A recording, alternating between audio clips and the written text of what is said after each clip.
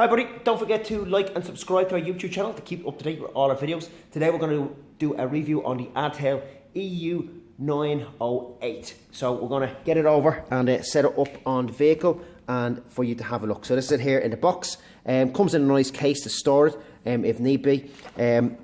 So we're just going to jump straight in and show you how to set it up and do a scan on a car. Okay, so once you've located your 16-pin connector and connect it in, the unit will power up. It doesn't have its own power supply, so you have to plug it into a 16-pin connector. Once that's done, you have an array of options to go through. You can do a quick scan. You can go into your DPF and do DPF regeneration. You can go into your brakes and wind back the brake calipers, which is really good.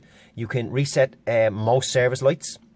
And you can reset the tire pressure monitor system, and then there's setup and then playback and your airbag. So what we're going to do is we're going to go into scan, and we're going to scan the systems on the car. So let's go ahead and have a look at the scanning on the car.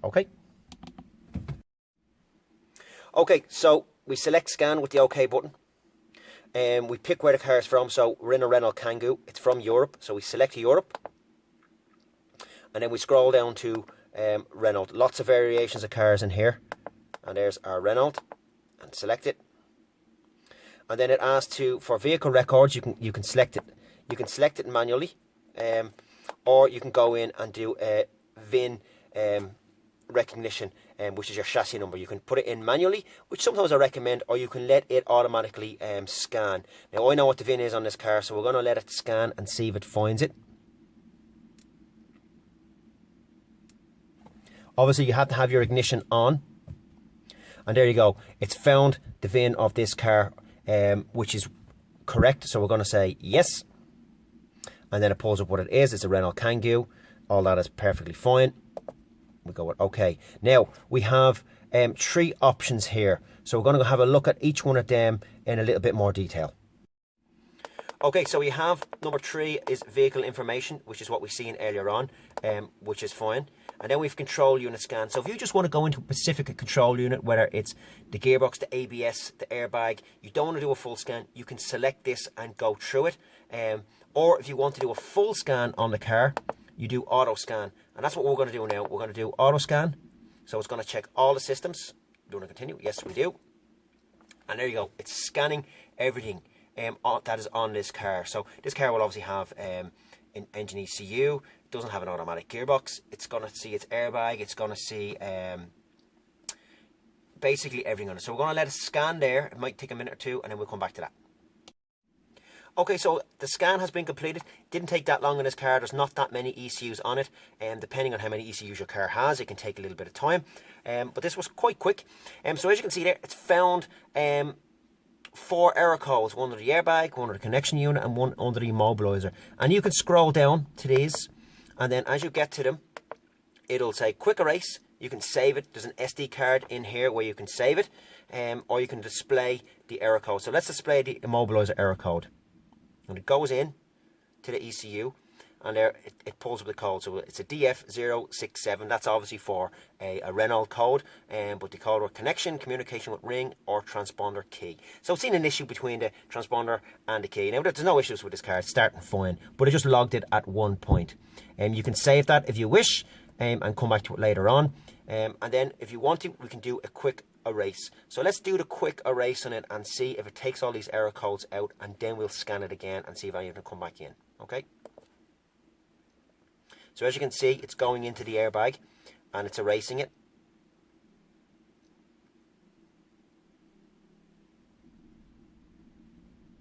Yeah, all of the error codes have been erased. If you wish, you can come back out now and do another scan and see if anything shows up. So, do you want to quit? Yes, I do. And then we do the auto scan again and let it go through its scan and see if it logs them error codes. I don't think it's going to, but let's see what shows up. Okay, so the scan has been completed and no error codes are there. So if you want to, you can go into one of these parameters and have a look at a little bit more data, let's say like live data. So we're going to go to engine management, and we're going to see what's in here specifically. So you can read the fault codes, you can erase them, you can look at your ECU information, you can look at live data, and you can do a function test. Sometimes it'll let you actually test certain components. On this fan it won't, so I'm not really going to go into it because it's exactly the same as live data on this. So we're going to go into live data and we're going to look at what we have in here. We've got parameters. Custom list is normally the better one to go into. So you can go into custom list. You can select everything in the custom list that's there, that it sees. Press OK, and it will pull everything up in the live data. Now it'll only show you 2 parameters at a time, and then you can scroll down through each of them. It actually pulls up 3 there, which is not too bad. Or you can go into, you can select them manually. So if you want to look at, let's say, water temperature, you can select, and you want to look at air temperature, you can select and press OK. So you can pull them 2 parameters up, and you can see what they are on obviously the screen, and then you can go into, which is also very nice, is graph. So it'll pull up the first one that's there, which is water temperature, and you can see that on the graph as the water temperature changes. This will come up or down doing whatever the sensor's doing, or you can do 2 graphs, which brings the 2 of them on the screen, and you can look at both of them sensors in live data while you're out for a test drive or while the engine is running, and they will change. You can also merge them if you wish to do so, which will merge them 2 graphs together, which is handy for the likes of a wheel speed sensor. But you can merge them together. You can save it for later on and have a look at that information. There's an SD card in here, and have a look at that information on your laptop if you want to look at what a sensor's doing over a period of time. So we're going to come out of this now, and we're going to go into the likes of airbag and have a look at that and see what's in there, and maybe the likes of the DPF. Even though there's no DPF on this car, we'll have a look and see what shows up. Okay, so we go into the airbag and we'll see what's in here. More or less the same. It's read error codes, erase them, ECU information, live data, and function test. So we go into live data and let's have a look at the live data. What we have, we do a custom list. We'll select everything. So, which is really good. You can see the actual ohm readings of the different components. Now, it doesn't break them down what they are on this car, but at least you have them, and you can actually physically see what the ohms reading are. So if you were to have an error code, you might see one of these ohms quite high, and it might say, look, driver side squib open circuit, and then if you go in, you'll see this really high, which can confirm it for you. So we can scroll down and we can have a look at all of this information that's here. Number of impacts, 0. Number of times erased, 30, which is quite handy to know. So it gives a nice bit of information on the car, and again you can go in and you can look at the graph of that ohms reading, and for obviously if you want to leave it over a period of time and see what's happening, you can look at the graph and then you can save it as well. So it's quite good bit of information, especially under the airbag, of what it has, and you can see that fluctuating them ohms reading, which you would expect it. 3.7 ohms is actually pretty good, so obviously there's no errors in this car. So we're going to come out, we're going to have a look at, like, say, the looks at the DPF, just see what it does, even though there's no DPF filter on this actual van. So let's go out and have a look. Okay, so let's go up and have a look at DPF, see what shows up. Again, Europe, select our van, our manufacturer, Renault, do it automatic VIN. You might want to check, make sure that your VIN is correct. Sometimes it'll pull up the wrong VIN number, or sometimes it won't see it, so you might have to have the VIN. I know that's correct. Control unit. So it knows that this van doesn't have a DPF filter. So let's come out of that and let's go and look at the likes of oil reset. Again, you got to go in and select. I'm going through this quite quick, automatic VIN, because most of it is the same, is similar.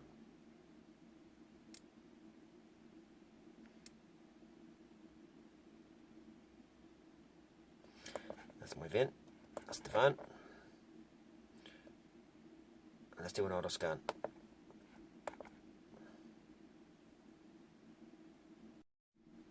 Okay, so it stopped doing its scan there and it pulled up this information. Now everything is connected as it should be because we know it's working. So this car doesn't have, it has an oil reset, but you do it through the actual dash. You don't do it through the diagnostics. So it's not seeing that on the van, and that's why it's kicking us out of the system. But if your car did have this, it would let you come in and it would let you reset it. I've done it with this diagnostic unit, and it actually works not too bad. But it's not perfect on it. I've seen it reset stuff, and it resets it a little bit strange. So on the oil reset, it's not fantastic, but it's better than not having anything. So realistically, you need something a little bit better diagnostic wise to do an oil reset on some of the vehicles that are out there, but it will do it on some of the older cars. Okay, so let's have a look at the quick scan, which is the OBD. So this is if you have a car coming in and you don't want to go through the whole scan, you just want to read the fault code and maybe delete it or store it and let the customer on their way. So you go in, select it, and it will go through the system and scan through it and pull up any system. So I'm going to let that do its thing. It takes a little bit of time, so let that do it, and then we'll come back to it. Okay, so when it's done the scan, this is what it comes up. Obviously, there's no fault codes. It'll give you the list of parameters that it's seeing. You can save that if you want to print it out for the customer, or then go, if there is a fault code, then you can press OK, and then you can go in and read the fault code.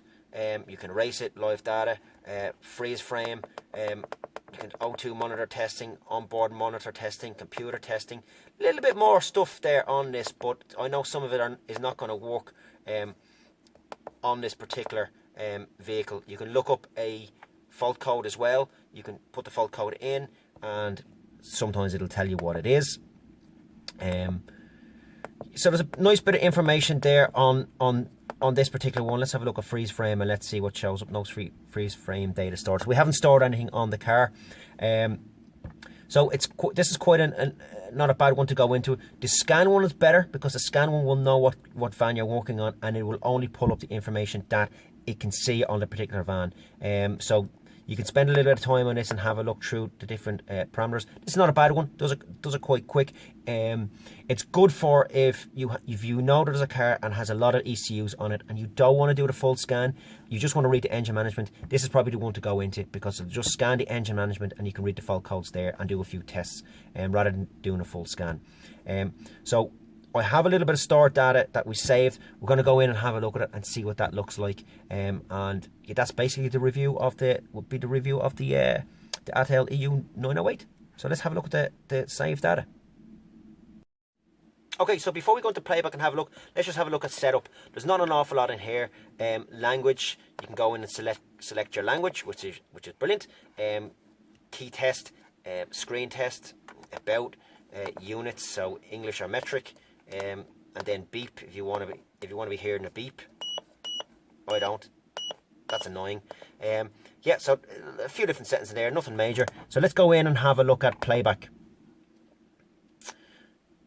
So it depends on how many you recorded or what your SD card can handle. So I've only recorded one, so it gives you the option to delete it or delete all. So let's press OK and go in and have a look. So I looked at water temperature and fuel temperature. Now, I looked at this under live data with a graph, but it's pulled up this screen, which isn't fantastic, I have to say. It's not going to give you an awful lot of information. Like, we've only got pre, print, and next frame. So pre is to go behind. So as you can see there, the cooling temperature, as we go through, it starts to drop because I'm going backwards. I would have preferred to see this under the graph because you can, if you're driving the car and you haven't got somebody with you, you can record something, come back to the workshop and then have a look at it, and you might see, let's say, the cooling temperature, you might see it going up and it drops off and comes back up and you go, okay, there's an issue there. But you're not going to see it with this. You're just going to see it go up. You might see it drop off, like, it might be 47 and it might drop down to 45 and then come back up. You might be lucky enough to see it, or you might not. So look, as a tool, this is not, it's actually pretty good. This is what I'd have as a backup tool if you ever want to just verify a fault code. You know, the live data is pretty good, but you need to look at it in live data. It doesn't let you record it, which is its only downfall. If it recorded it here in the proper frame, in a graph, it would be a lot better. But look, you can't get everything. You'd obviously have to upgrade to the a better model. But as a starter one, it's pretty good to have. I would recommend it. It does do an awful lot. Yeah, I can't say too much more about it. It is pretty good. So I hope this video has helped. Don't forget to like and subscribe to our channel, and I'll talk to you on the next video.